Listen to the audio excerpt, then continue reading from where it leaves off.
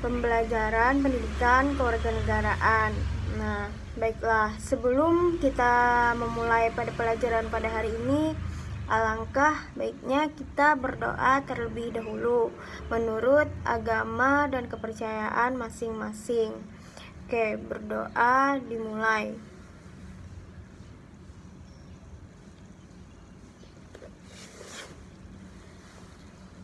Berdoa selesai. Nah, baiklah. Setelah selesai berdoa, silahkan kalian isi daftar hadir di e-learning. Nah, setelah selesai mengisi daftar hadir tersebut, silahkan kalian cermati video yang telah Ibu berikan. Simak dan pahamilah. Terima kasih. Iya, di sini ada kompetensi dasarnya, yaitu yang pertama ada mensyukuri nilai-nilai Pancasila dalam praktek penyelenggaraan negara sebagai salah satu bentuk pengabdian kepada Tuhan Yang Maha Esa. Terus yang kedua ada menunjukkan sikap gotong royong sebagai bentuk penerapan nilai-nilai Pancasila dalam kehidupan berbangsa dan bernegara. Terus yang ketiga ada menganalisis nilai-nilai Pancasila dalam kerangka praktek penyelenggaraan pemerintah negara.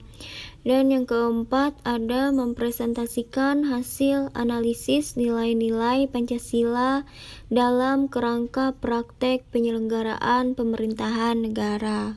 Selanjutnya ada indikator pencapaian kompetensi. Nah, di sini yang pertama ada membangun nilai-nilai kejujuran dalam praktek penyelenggaraan pemerintahan negara. Yang kedua, membangun nilai-nilai kejujuran dalam kerangka praktek penyelenggaraan pemerintahan negara. Terus yang ketiga ada mengidentifikasi kedudukan dan fungsi Kementerian Negara Republik Indonesia. Terus yang keempat yaitu ada menyaji hasil analisis tentang pengambilan keputusan bersama sesuai nilai-nilai Pancasila dalam kerangka praktek penyelenggaraan pemerintahan negara. Nah, itu adalah indikator pencapaian kompetensinya. Baik, langsung saja kita masuk ke materi yang pertama, yaitu kedudukan, tugas, dan fungsi Kementerian Indonesia. Nah, yang dimana sistem pemerintahan yang dianut Indonesia adalah sistem presidensial, dimana seorang presiden sekaligus menjadi kepala presiden. Nah, presiden dalam melaksanakan tugasnya dibantu oleh menteri-menteri negara. Menteri negara merupakan pembantu presiden yang memimpin kementerian dan tidak bertanggung jawab kepada DPR. Selanjutnya ada juga berdasarkan Undang-Undang Nomor 39 Tahun 2008 tentang Kementerian Negara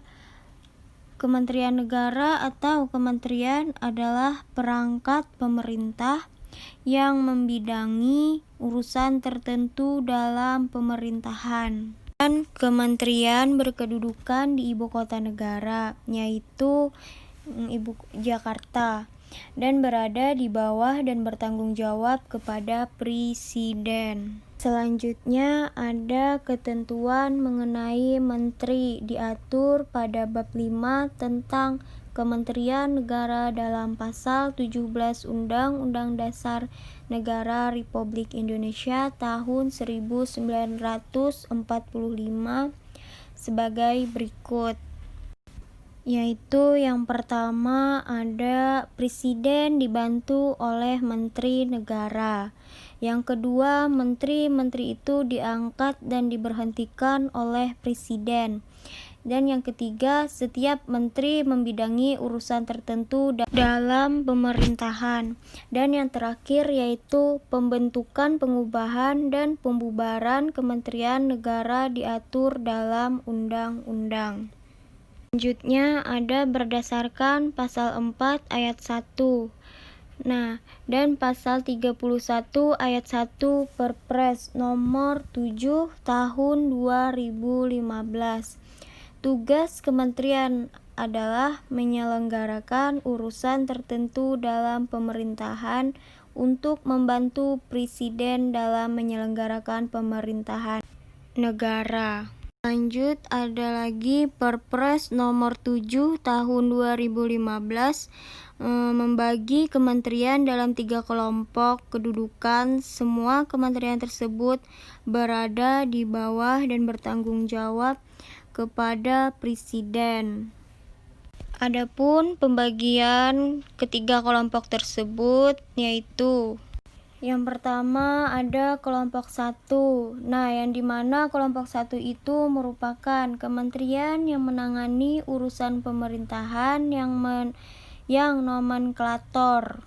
Kementeriannya secara tegas disebutkan dalam Undang-Undang Dasar Negara Republik Indonesia tahun 1945. Nah, di dalam kelompok 1 itu ada juga terdapat fungsi kementerian yang tergabung dalam kelompok 1, yaitu yang pertama ada perumusan, penetapan, dan pelaksanaan kebijakan di bidangnya. Yang kedua ada pengelolaan barang, milik, atau kekayaan negara yang menjadi tanggung jawabnya. Terus yang ketiga ada pengawasan atas pelaksanaan tugas di bidangnya dan lain sebagainya. Terus ada kelompok yang kedua yaitu merupakan kementerian yang menangani urusan pemerintahan yang ruang lingkupnya disebutkan dalam Undang-Undang Dasar Negara Republik Indonesia tahun 1945. Nah, di dalam kelompok 2 itu terdapat juga fungsi kementerian, yang dimana antara lain yang pertama, 1. Perumusan, penetapan, dan pelaksanaan kebijakan di bidangnya. Yang kedua, pengelolaan barang, milik, atau kekayaan negara yang menjadi tanggung jawabnya. Yang ketiga, pengawasan atas pelaksanaan tugas di bidangnya, dan lain sebagainya. Lanjut, kelompok 3. Nah, kelompok 3 merupakan kementerian yang menangani urusan pemerintahan dalam rangka penajaman, koordinasi, dan sinkronisasi program pemerintah. Nah, di dalam kelompok 3 itu juga terdapat fungsi antara lain yang pertama, perumusan dan penetapan kebijakan di bidangnya.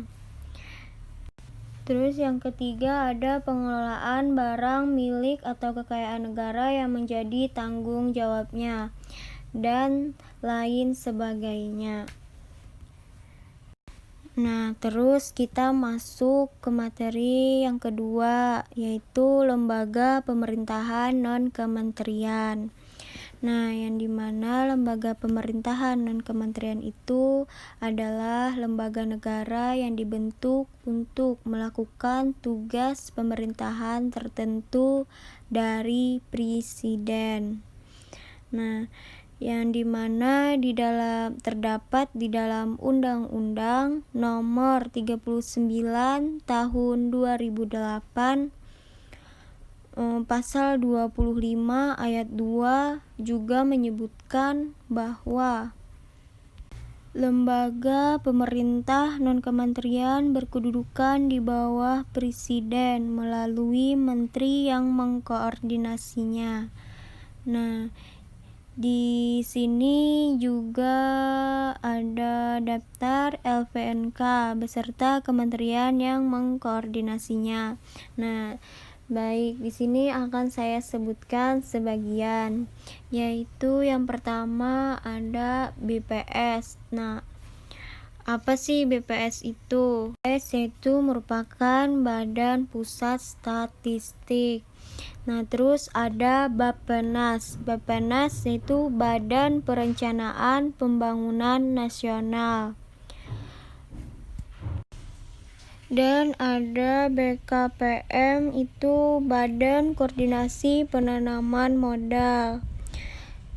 Terus yang terakhir ada Bulog, Badan Urusan Logistik.